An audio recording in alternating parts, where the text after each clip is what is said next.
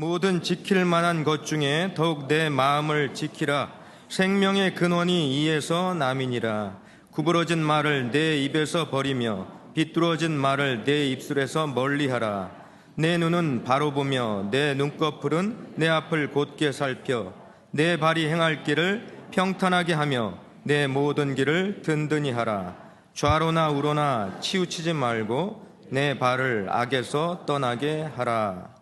여러분, 윌리엄 하비라고 하는 사람이 있습니다. 오늘날 이 시대 사람은 아니고요. 1600년대 초에 그 영국에서 의사로서 그렇게 일했던 사람입니다. 그런데 윌리엄 하비, 아마 의학계에 있는 분들은 아는 이름일 겁니다.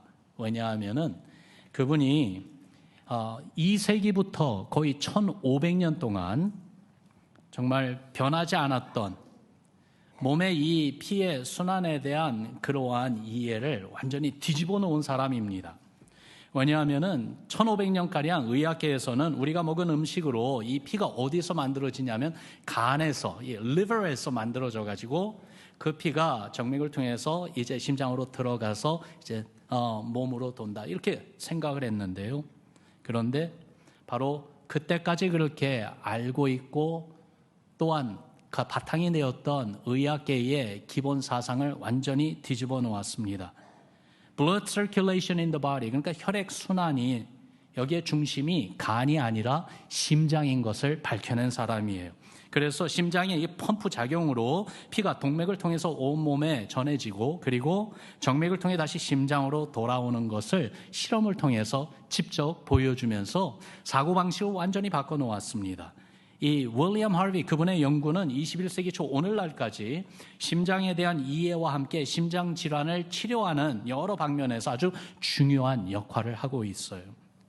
여러분, 심장은 우리 몸과 그리고 건강에 가장 중심적인 역할을 한다 해도 과언이 아니죠. 몸에 여러 이 기관들이 있는데 그 가운데 특별히 심장은 한순간도 쉬지 않고 계속 일하고 있다는 거 아시죠? 근데 이 몸의 심장처럼 삶의 가장 중심적인 역할을 하는 부분이 있다면은 어디라고 생각합니까? 육체적인 이 몸이 아니라 우리가 살아가는 인생, 그래서 이 몸과 우리의 생각과 모든 것을 가지고 살아가는 우리의 삶의 가장 중심적인 부분을 말하라고 하면은 무엇이라고 말씀하겠어요? 하나님의 말씀을 보면은 우리의 초점을 바로 heart, 바로 이 마음에 두게 하고 계신 것을 보게 됩니다. 오늘 우리가 읽은 본문 말씀 23절 보면은 그 말씀을 우리에게 말해주고 있어요. 같이 읽어봅니다. 시작. 모든 지킬 만한 것 중에 더욱 너의 마음을 지키라. 생명의 근원이 이에서 남이니라. 아멘. 하나님 말씀해 보니까 생명의 근원이 있는 곳이 마음이다라고 말씀하고 있어요. 그렇기 때문에 지켜야 되는 많은 것들이 있겠지만 그 가운데 가장 먼저 우선적으로 그리고 힘써 더욱더 마음을 지키라고 하시는데, 여러분, 이 마음은 어떤 것입니까? What is heart? 그 몸의 이 심장이 heart는 알죠. 그런데 그게 아니라 우리가 말하는 이 마음, 하나님의 말씀이 언급하시는 이 마음은 도대체 어떤 것입니까? 성경을 찾아보면은 먼저 마음은 하나님이 사람에게 특별히 주신 은혜요 선물이라고 말해주고 있습니다. 하나님의 형상을 따라 지음받은 사람, 그 하나님의 형상은요, 이 physical feature, 그러니까 육체적인 어떤 모습이 아니죠. 하나님은 영이신데 영이신 하나님이 우리에게 바로 이 영을 불어넣어 주셨을 때 사람이 살아났다는 것을 창세기에서는 이렇게 증거하고 있습니다. 창세기 2장 말씀을 보니까 여호와 하나님이 땅에 흙으로 사람을 지으시고 생기를 그 코에 불어넣으시니 사람이 생명이 되니라. 여기서 생명이 되었다는 말을요, 현대인의 성경에서는 살아있는 존재가 되었다, 그렇게 번역을 했어요. 그러니까 하나님이 흙으로 사람을 빚어 만드셨는데 그렇게 육체적인 형상을 가진 사람이 만들어졌을 때 살아있는 존재가 된 것은 아니에요. 하나님께서 그 코에 하나님의 영을 불어넣으셨을 때, 바로 생기를 불어넣으셨을 때, 그때서야 비로소 사람이 살아있는 존재가 됐다는 것이죠. 다른 짐승들과는 달리 사람을 지으실 때 이렇게 특별한 방법으로 지으신 이유, 하나님의 생기를 불어넣으신 이유가 무엇일까요? 그 이유는 하나님과 교제하게 하시기 위함입니다. 또한 하나님의 청지기로 하나님이 창조하신 세상을 다스리게 하시기 위함이죠. 이렇게 하나님을 만나고 교제하며 사는 기쁨을 갖고 누리는 곳이 어디냐? 바로 마음이라는 거예요. 그러니 마음은 하나님이 주신 은혜이고 선물이라고 말할 수 있겠습니다. 또한 마음은요, 마귀의 유혹에 빠져 하나님을 떠난 그러한 마음이 되었음을 성경은 일찍이 창세기부터 바로 이야기해 줍니다. 하나님과의 교제가 단절이 되었죠. 그렇게 교제가 단절된 하나님과 교제 나누는 그 마음이 오히려 타락했었을 때 창세기 6장에 가서는 그 마음을 이렇게 말해주고 있습니다. 여호와께서 사람의 죄악이 세상에 가득함과 그의 마음으로 생각하는 모든 계획이 항상 악할 뿐임을 보시고, 하나님을 떠난 마음, 그래서 하나님과의 교제가 완전히 단절되고 끊어진 그 마음으로 생각하고 추구하는 것은 항상 악하다, 그렇게 말씀하고 있어요. 그리고 결국 이러한 사람들의 마음으로 가득했던 그 당시 그 세상, 하나님의 무서운 심판이 임하는데 대홍수의 심판으로 노아와 그의 가족 외에는 모두가 다 멸망을 당합니다. 지금도 마찬가지예요. 하나님을 떠난 마음의 결과는 무서운 심판입니다. 육체 죽음뿐만이 아니라 영원한 지옥의 심판이 기다리고 있습니다. 성경은 분명히 증거하고 있죠. 그런 인생을 주의 선하심과 긍휼로 돌아보사 정말 심판 가운데 그냥 버리두시지 아니하시고 하나님께서는 예수님 안에서 우리에게 새 마음을 주셨습니다.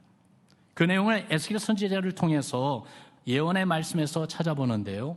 여러분, 에스겔서 36장에 있는 이 말씀 25절에서 27절 같이 읽어봅시다. 시작. 맑은 물을 너희에게 뿌려서 너희로 정결하게 하되 곧 너희 모든 더러운 것에서와 모든 우상 숭배에서 너희를 정결하게 할 것이며 또 새 영을 너희 속에 두고 새 마음을 너희에게 주되 너희 육신에서 굳은 마음을 제거하고 부드러운 마음을 줄 것이며 또 내 영을 너희 속에 두어 너희로 내 율례를 행하게 하리니 너희가 내 규례를 지켜 행할지라. 아멘.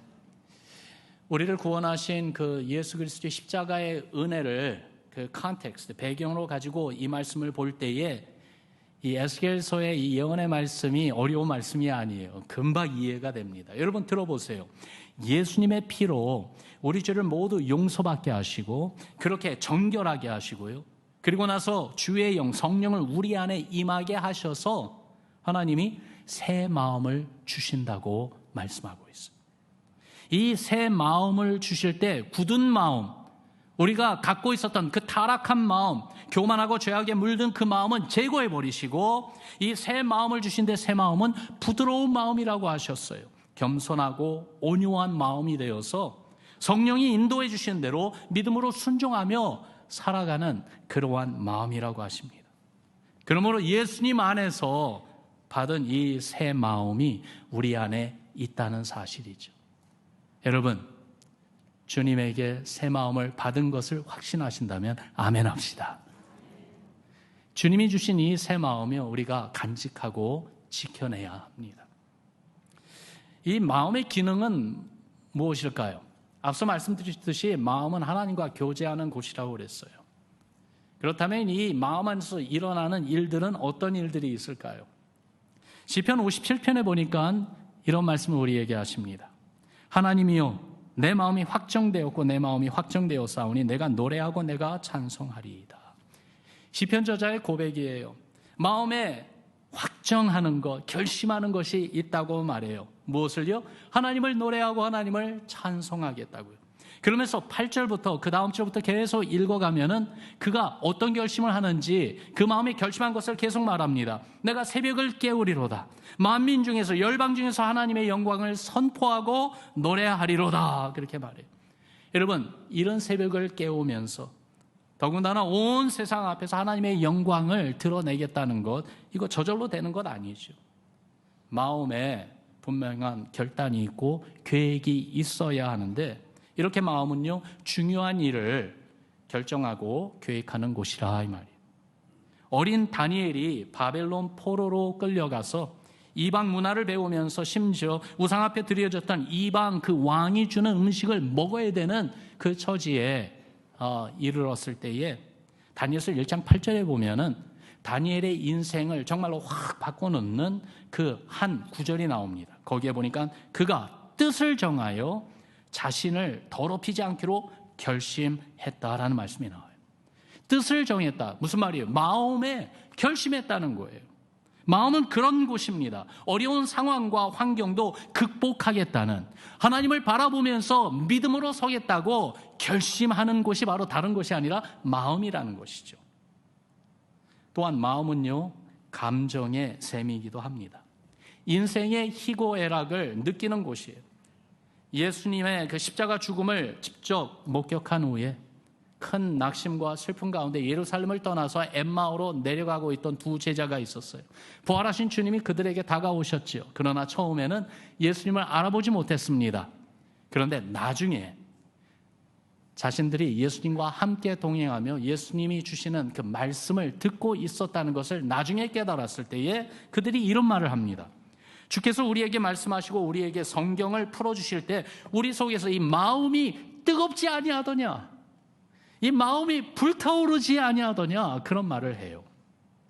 여러분, 그렇게 슬픔과 낙심으로 가득했던 이 마음도 주님이 정말 흥분하게 만들어주시고 기쁨으로 다시 채워주실 수 있는 곳입니다. 그게 바로 마음이에요.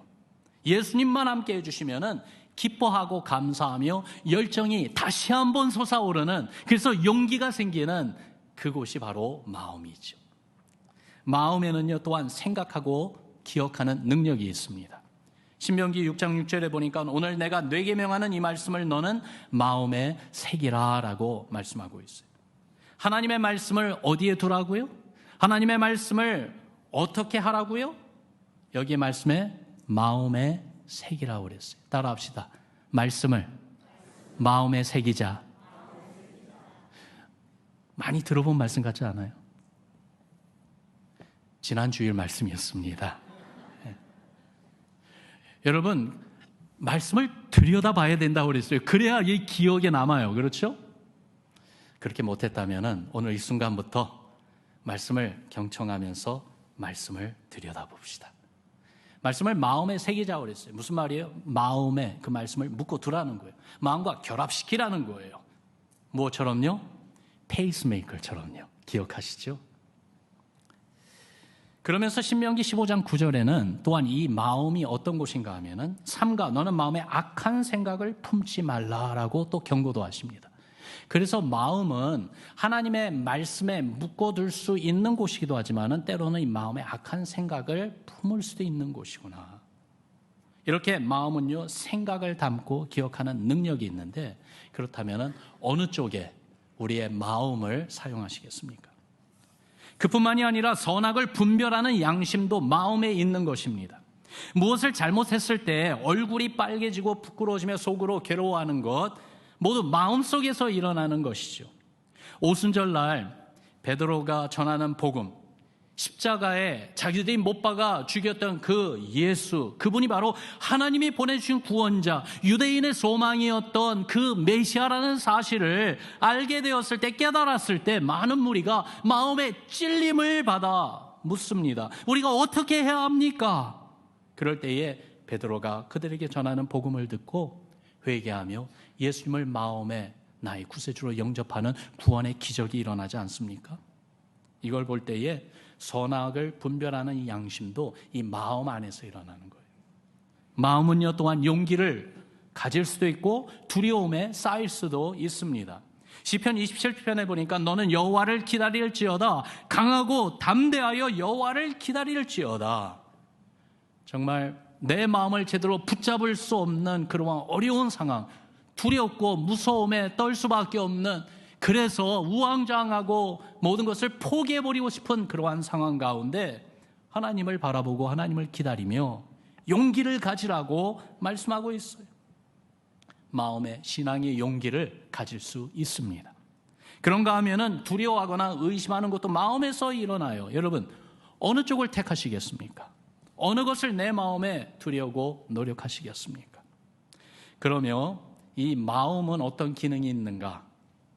앞서 여러 가지 말씀드렸지만 그 중에 가장 중요한 것, 구원받은 우리 성도님들에게, 우리에게 가장 중요한 것은요, 마음은 성령이 계시는 곳입니다. 따라합시다. 마음은 성령이 계신 곳이다. 에베소서 3장 17절에 보면은 바울이 교회를 위해서 기도할 때 이렇게 기도합니다. 믿음으로 말미암아 그리스도께서 저희 마음에 계시게 하옵소서. 그러면서 갈라디아서 4장 6절에 보면은 또한 바울이 교회를 향해 이렇게 말해줍니다. 너희가 아들임으로 하나님이 그 아들의 영을 우리 마음 가운데 보내사 아바 아버지라 부르게 하셨느니라. 그렇기 때문에 예수님을 믿고 따르도록, 또 하나님 아버지로 알고 부르도록 도우시고 인도하시는 성령이 나와 함께 하시고 우리와 함께 하실 때 어디에 계신다고요? 바로 내 마음에 계시는 거예요. 우리 마음 가운데 계신 것을 알 수가 있어요. 그래서 마음을 지켜야 됩니다. 거룩하게, 겸손하게, 정결하게 지켜내야 됩니다. 예수님의 십자가 은혜로 새 마음을 받은 우리들, 주께서 주신 이 새로운 마음 꼭 지키기를 힘씁시다. 왜냐하면 처음부터 그랬듯이 이 주님이 주신 새 마음이요, 원수 마귀가 그냥 내버려 두지 않아요. 우리의 마음을 미혹하고 죄악된 길로 끌고 가려고 지금도 엿보고 있고, 그리고 기회가 날 때마다 공격합니다. 그 말씀을 고린도후서 11장 3절에서 이렇게 말해주고 있어요. 여러분 같이 한번 읽어봅시다. 시작. 뱀이 그 간계로 하와를 미혹한 것 같이 너희 마음이 그리스도를 향하는 진실함과 깨끗함에서 떠나 부패할까 두려워하노라. 이게 현실이에요. 우리 마음을 온갖 유혹과 시험에 취약하게 노출된 상태로 그대로 그냥 내버려둬서는 안 됩니다. 모든 지킬 만한 것 중에 특별히 더욱 너의 마음을 지키라고 하신 이 말씀을 진지하게 받아들이면서 어떻게 이 내 마음을, 그리고 우리 마음을 지킬 것인가 고민해보는 우리가 되어야 되겠어요. 감사한 것은요, 내가 이 내 마음을 어떻게 지켜내야 되는가 내가 스스로 찾아내야 되는 것이 아니에요. 하나님의 말씀이 우리에게 이렇게 해라, 이렇게 너의 마음을 지켜라 하면서 우리에게 격려하시고 권고하시는 말씀이 나오는데요, 24절부터 오늘 본문 말씀을 보면은 세 분야에 대해서 언급하십니다. 첫 번째 분야는 여러분 따라합시다. 듣고 하는 말. 우리가 듣고 하는 말 가운데 우리 마음을 지켜내라고 말씀하십니다. 24절 말씀 같이 읽어봅시다. 시작. 구부러진 말을 내 입에서 버리며 삐뚤어진 말을 내 입술에서 멀리하라. 여러분, 구부러진 말은요, 불순종하고 잘못된 길로 가도록 유혹하는 말들입니다. 삐뚤어진 말은요, 욕설과 또한 험담하는 그러한 말들이에요. 성경에 가장 처음 나오는 구부러지고 삐뚤어진 말은 마귀가 처음 했습니다. 뱀의 모양으로 이브에게 다가와서 한 그 마귀의 유혹을 보니까 하나님이 하신 그 말씀을 구부러뜨리고 또한 삐뚤어진 말로 변질시켜가지고 시험했습니다. 그 결과로 아담과 하와가 타락하게 되었죠. 또 하나 대표적인 예는 민수기 13장에 나오는 가나안 땅을 정탐한 그 10명의 정탐꾼들의 보고일 것입니다. 하나님이 주시겠다고 약속한 그 땅을 악평하고 구부러진 말로 온 백성을 두려움에 빠뜨려 버렸어요. 그래서 하나님을 원망하게 만들었어요. 신약에서도 보니까 요한 3서 9절 10절에 보면은 디오드레베라는 한 사람의 이름이 거기에 나와요. 초대교회 당시 그가 한 행위를 거기에 기록하고 있는데, 그가 무슨 일을 했냐면요, 사도들을 비방하고 온갖 비뚤어진 말로 신실한 믿음의 형제들을 교회에서 내쫓는 악한 일을 행한 자입니다. 그런데 그 내용을 생각하면서 이 디오드레베를 생각해 볼 때에 그가 어디에 있었던 사람이라고요? 교회 바깥에 있었던 사람이 아니라 교회 안에 있었던 사람이에요. 그래서 영적 지도자들을 비방하고 공격하며 성도들을 시험에 떨어지게 만들고 교회 분란을 일으키고 하나님의 교회를 무너뜨리게 했던 악한 자라고, 그러한 자를 경계하라는 그러한 말씀이 있어요. 여러분, 주님이 주신 새 마음을 지키기 위해서 이 구부러진 말과 비뚤어진 말을 경계해야 되겠어요. 불평, 불만, 비방, 원망, 욕설, 저주, 협박, 거짓말, 악하고 부정적이며 하나님을 의심하고 불신하게 유혹하는 그러한 말들이요, 여러분, 그러한 말들을 경계합시다. 그러한 말들이 들릴 때에 듣지 마세요. 귀를 돌리고 마음을 닫아버리세요. 또한 당연히 그러한 말을 우리의 입에 담아서는 절대로 안 되겠어요. 그런 말이 정말로 우리 가정에, 성도들과의 사귐 가운데, 교회 안에 들려서는 안 됩니다. 그러한 말이 나오지 않도록 서로를 붙잡아주고 권고하면서 기도하면서 그렇게 지켜줘야 될 것이에요. 여러분, 세상에서는 그런 말들이 많습니다. 사실 우리는 그런 말에 자주 노출되어 있습니다. 더럽고 욕된 말들 말입니다. 생명을 주며 살리는 말이 아니라 생명을 빼앗아가는 말들이 얼마나 많은지요. 우리 마음을 지키기 위해서 그런 소리에서 우리 마음의 귀를 멀리 합시다. 오히려 주님을 기쁘게 해드리는 말, 또한 주님이 인정해 주시고 주님이 정말로 축복하시는 그러한 소리로 우리 마음을 채워보지 않겠습니까? 그런 말들은 어떤 말들일까요? 찬송가 23장 1절 가사를 보면은요, 우리에게 너무나도 쉽게 이런 말들이구나 우리에게 알게 해주세요. 성도님들 가운데 이 찬송을 아는 분들이 많이 계실 거예요. 만입이 내게 있으면, 우리 같이 불러볼까요? 그 입 다 가지고 내 구주 주시는 종을 늘 찬송하겠네. 여러분, 우리가 부르는 이 찬송의 가사의 의미를 한번 새겨보세요. 나에게 입이 10,000개가 있다면은 그 입을 가지고, 무슨 말입니까? 내가 입을 열어 말을 할 때마다 내 구주 주시는 종을 늘 찬송하겠네. 우리가 들어야 되는 소리며 우리가 해야 되는 말입니다. 얼마나 좋습니까? 이렇게 우리가 듣는 말, 하는 말들이 주님을 찬양하고 주님을 기뻐하며 감사하는 것으로 가득했으면 좋겠습니다. 그게 바로 예배의 삶이 아니겠어요? 우리의 가정에서도 그렇고 우리의 생업의 현장에서 일하는 가운데도 그렇고요. 당연히 믿음의 형제자매들, 성도들이 함께 모일 때마다 정말 우리의 삶의 모습이 하나님께 드리는 예배가 되었으면 좋겠어요. 그렇게 듣고 하는 말을 통해서 우리의 마음을 지켜내는 지혜로운 성도 여러분과 우리 모두 되기를 주의 이름으로 축원합니다. 그러면서 두 번째 분야, 마음을 지켜내기 위해서 우리가 정말 심각하게 생각해야 되는 분야, 따라합시다. 보는 눈. 여러분, 이 두 번째 분야는 특별히 어느 시대보다도 우리에게 더욱더 피부로 와닿는 분야라고 생각이 됩니다. 25절 말씀을 보세요. 같이 읽어볼까요? 시작. 내 눈은 바로 보며 내 눈꺼풀은 뇌 앞을 곧게 살펴. 어느 때보다도 오늘을 살아가는 현대 신앙인들이 깨어있고 분별해야 되는 분야예요. 우리가 현재 살고 있는 시대를 여러 가지 말로서 표현하는데 그 중에 하나가 멀티미디어 시대라는 말을 사용을 합니다. 온갖 영상과 사운드, 아침에 깨어서 눈을 뜨는 그 순간부터 시작해가지고 밤에 잠드는 그 순간까지 하루 온종일 여간에서 피할 수 없는 이 멀티미디어, 이런 환경 가운데 우리가 지금 살아가고 있어요. 얼마나 이런 일들이 빈번하게 계속 일어나고 있는지 거기에 대한 우리의 느낌마저 이제는 어떤 면에서는 넘되어가는, 그것을 느끼지 못하고 그냥 그것이 일상이고 그것이 평범하고 당연한 것이냐, 그렇게 살아가고 있어요. 여러분, 한번 생각해 봅시다.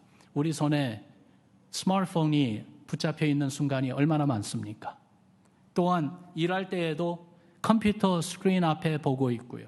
그것만이 아니라 가는 곳마다 벽에 걸려있는 우리 앞에 보이는 크고 작은 모니터, 화면을 통해 나오는 여러 종류의 영상들을 접하고 있습니다. 이게 교회 바깥에만이 아니라 교회 안도 그렇습니다. 여러분, 제 뒤에 지금 뭐 보고 계세요?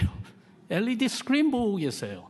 우리 교회도 성도 여러분들과 소통을 위해서 교회 안에 지금 진행되고 있는 사역들, 앞으로 일어날 귀한 그런 주님의 사역들을 알리고자 영상을 계속 돌리는 스크린들이 여기저기 있습니다. 이게 이제는 우리에게는 너무나도 자연스러운 것이 됐어요. 특별히 우리 어린 자녀들 태어나서 어려서부터 주는 장난감 가운데 뭐가 있어요? 이제는 스마트폰이 있고 태블릿이 있어요.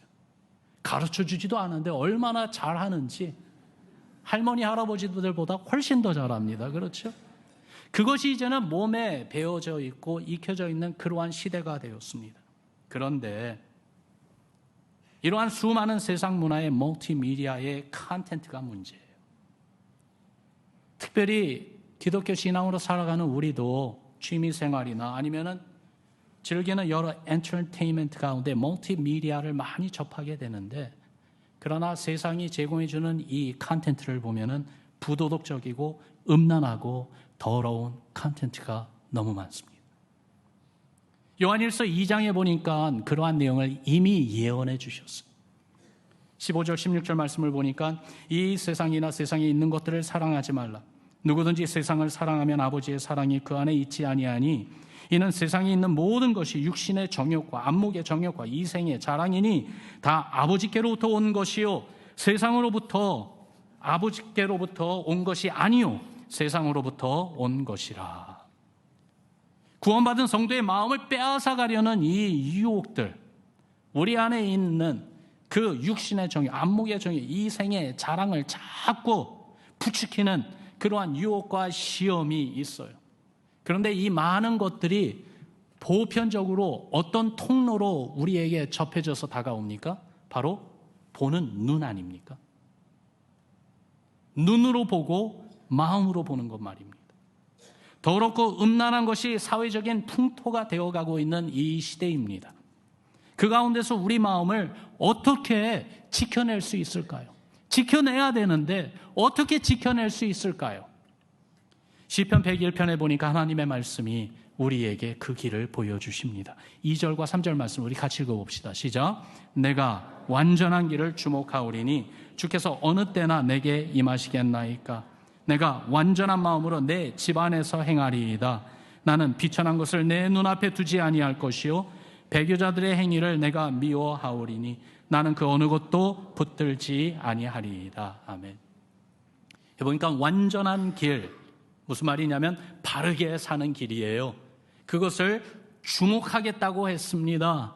그렇게 살아보려고 노력하고 힘쓰겠다는 말이죠. 완전한 마음으로, 다시 말해서 깨끗한 마음으로, 여기에 참 의미심장한 말을 합니다. 내 집안에서 행하겠다고 했습니다. 여러분, 내 집안은 어떤 곳입니까? 내 집안은 바로 나 개인적인 삶이 있는 곳입니다. Private life입니다.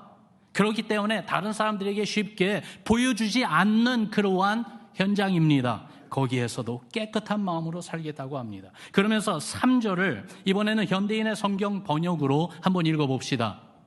3절 말씀 같이 읽습니다. 시작. 더러운 것을 내 눈앞에 두지 않겠습니다. 내가 하나님을 저버린 사람들의 소행을 미워하고 그들을 상대하지 않겠습니다. 정말 우리 눈앞에 있는 더러운 것들, 주의 성령이 깨닫게 하시고 하나님의 말씀이 지적해서 보여주시는 세상적인 그러한 것들을 내 앞에 두지 않겠다고요. 할 수만 있으면 그것들을 제거해버리겠다고요. 내가 제거할 수 없다면 나의 눈을 감겠다고요. 다른 곳으로 내 시선을 돌리겠다고 말씀하고 있습니다. 여러분, 이렇게 생각해 볼 때에 이 세상에서 믿음을 지키면, 마음을 정말 지키기 위해서는 눈 감고 살아야 되겠구나, 그런 생각이 들어요. 그런데 눈 감고 살 수 없잖아요. 눈 뜨고 살아야 되잖아요. 우리의 눈으로 무엇인가 집중하며 바라보아야 되는 것이 있는데 거기에 대한 말씀도 하나님의 말씀은 명확하게 우리에게 보여주십니다. 히브리서 11장에 보니까 믿음의 사람들이 어떻게 하나님을 기쁘게 해드리는 그 삶을 살았는지 그 이야기를 계속해서 예를 들면서 말씀해 주시고 나서 12장 1절과 2절 상반절에 보니까 그 결론을 이렇게 내려주십니다. 우리 같이 읽습니다. 시작. 이러므로 우리에게 구름같이 둘러싼 허다한 증인들이 있으니 모든 무거운 짐과 얽매이기 쉬운 죄를 벗어버리고 인내로써 우리 앞에 당한 경주를 하며 믿음의 주여 또 온전하게 하신 이인 예수를 바라보자. 아멘. 믿음의 경주를 하기 위한 방법의 그 최선, 그리고 믿음의 경주의 그 결론이 무엇이라고요? 결국은 어디에 도달합니까? 따라합시다. 예수를 바라보는 것. 다른 것 아니에요. 예수를 바라보는 것이. 예수님에게 우리의 시선을 맞추는 것이. 그럴 때에 우리의 마음은, 우리의 삶은 자꾸 주님께로 가까이 다가가게 되어 있습니다. 보며 내 시선, 내 마음의 시선을 사로잡은 그것에 결국 다가가게 되어 있기 때문에. 잠언서 본문 말씀에 우리 눈은 바로 보며 우리 앞을 곧게 스트레이트하게 살피라라고 했는데, 이 말은 무슨 말이냐면 No more wandering eyes. 초점 없이 이리저리 헤매는 그러한 시선, 두리번 거리는 그러한 시선, No more. 이제는 그것은 중단합시다. 정신을 차리고 우리 마음과 삶의 시선을 예수님에게 맞추기를 바랍니다. 그럴 때에 풍랑이 이는 바다도 주님과 함께 걸었던 베드로처럼 아무리 죄악의 유혹과 시험이 많은 그 세상이고 여러 가지 매개체와 그리고 통로로 우리를 유혹하고 우리 마음을 빼앗아가려고 달겨든다 할지라도 예수님을 바라보며 주님과 함께 믿음으로 이 세상을 넉넉히 이겨내며 우리 마음을 지켜낼 수 있는 줄을 믿습니다. 우리 가족들, 특히 자라가는 우리 자녀들을 세상의 온갖 유혹으로부터 지켜주시기를 부탁드립니다. 특별히 이 가정에서 정말 내 마음을 깨끗하게 지키겠다고 한 그 부분을 생각할 때에 여러분, no more personal private sector. 다른 사람 안 보고 나만 보는 그러한 영역이요 있어서는 안 돼요. 주님 앞에 내 삶을 드러낸 것처럼 사랑하는, 그리고 함께 믿음을 격려하며 믿음의 가정을 세워가는 가족들에게, 우리 자녀들에게, 우리 부모님들에게, 우리 믿음의 형제 자매들에게 서로의 삶을 보여주면서 그렇게 격려해주고 붙잡아주고 넘어지더라도 다시 한번 일으켜 세워주고, 그러면서 서로의 마음을, 우리 마음을 지켜내는 우리 교회 되기를 주님의 이름으로 축원합니다. 세 번째 분야를 또한 우리가 알아야 되겠어요. 마음을 지켜내기 위해서 듣고 하는 말과 보는 눈과 더불어서 세 번째 분야는 따라합시다. 걸어가는 발. 걸어가는 발입니다. 26절, 27절 말씀을 보니까 같이 한번 읽어보죠. 시작. 내 발이 행할 길을 평탄하게 하며 내 모든 길을 든든히 하라. 좌로나 우로나 치우치지 말고 내 발을 악에서 떠나게 하라. 여러분, 발걸음은 행동이고, 그리고 이렇게 발로 걸어간다는 것은 인생을 살아간다는 의미이죠. 그런 면에서 마음을 지키기 위해서 정말 주님의 제자로, 예수님을 믿는 성도로 가서는 안 되는 곳은 가지 맙시다. 그리고 꼭 가야 할 곳을 발걸음을 내딛는 용기와 믿음으로 가기를 힘씁시다. 그렇다면은 어디를 가지 말아야 할까요? 여러분, 우리가 믿음을 가진 성도로서 가서는 안 되는 곳은 어느 곳일까요? 아마 이렇게 우리가 동의할 수 있을 것 같아요. 주님이 싫어하는 곳, 주님이 안 가시는 곳, 주님이 없는 곳, 그런 곳은요 가지 맙시다. 미리 예방 차원에서 그런 곳은 안 가겠다고 선언합시다. 심지어는 우리가 사회생활하면서 만나는 지인들과 같이, 때로는 같이 가야 되는 길이 있잖아요. 그런데 분명히 성령님이 내 마음에 깨닫게 하시고 하나님의 말씀이 분명히 말씀하시는 그곳, 주님이 싫어하고 주님이 안 계신 곳이라면요, 어떤 대가를 치르더라도 저는 못 갑니다. 저는 갈 수가 없습니다. 그렇게 선언하고 그렇게 오히려 결심합시다. 그렇다면 어디를 가야 할까요? 어디를 가야 하는 거는 쉽죠. 어디를 가야 합니까? 말씀해 보세요. 주님이 좋아하시는 곳, 그리고 주님이 가시겠다가 하는 곳, 더욱이 나아가 한 걸음 더욱더 나아서 주님이 먼저 가시며 따라오라고 우리를 부르시는 곳입니다. 때로는 우리가 가야 되는 그곳이 쉬운 곳은 아니에요. 때로는 그곳이 위험할 수도 있고요. 그곳이 우리의 희생을 요구하는 곳일 수도 있어요. 그래도 주님이 그곳에 계시고 주님이 우리에게 오라고 하시며 웰컴해 주시는 곳이라면 우리는 가야 합니다. 하나님 나라를 세우며 복음을 전하며 하나님께 예배드리는 곳은 가야 합니다. 그 주님이 불러주시는 그곳을 갈 때에 어떤 발걸음으로 가는지 보세요. 내 발이 행할 길을 평탄하게 하라. 여기 보니까 이 평탄하게 하는 것은요, 우리 예수님을 보니까 주님의 겸손과 온유함이라면 평탄하게 만들더라고요. 마음이 많은 근심과 걱정으로 세상에서 겪은 아픔과 고통으로 괴로워하는 그러한 영혼들을 향해서 주님이 초청하셨어요. 수고하고 무거운 짐진 자들아 다 내게로 오라. 내가 너희를 쉬게 해주겠다. 나는 마음이 겸손하고 온유하니 내게서 배워라. 그렇기 때문에 예수님처럼 주님의 겸손과 온유함으로 걸어가는 우리 발걸음은요, 우리의 그 상황 현장을 평탄하게 만들 것입니다. 더욱이 나아가 내 모든 길을 든든히 하라고 그랬습니다.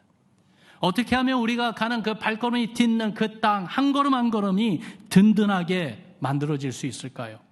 주의 진리의 말씀으로 걷는 발걸음이라면 주님이 책임져 주시고 든든하게 해 주실 것입니다.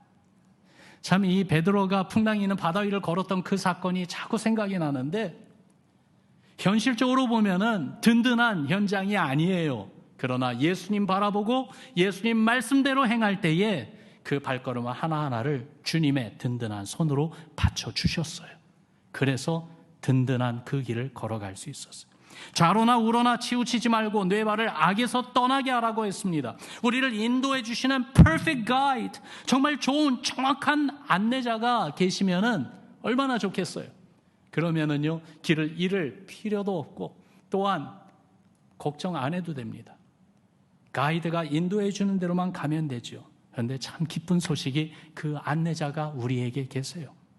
멀리 계시지도 않고 우리에게 정말로 가까이 계세요. 누구요? 성령님이요.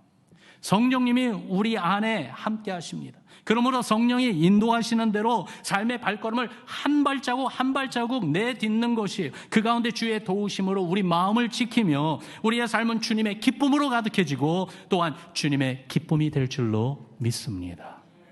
말씀을 정리해 보죠. 무엇보다도 더욱 마음을 지키라고 하시는 주의 음성이 들립니까?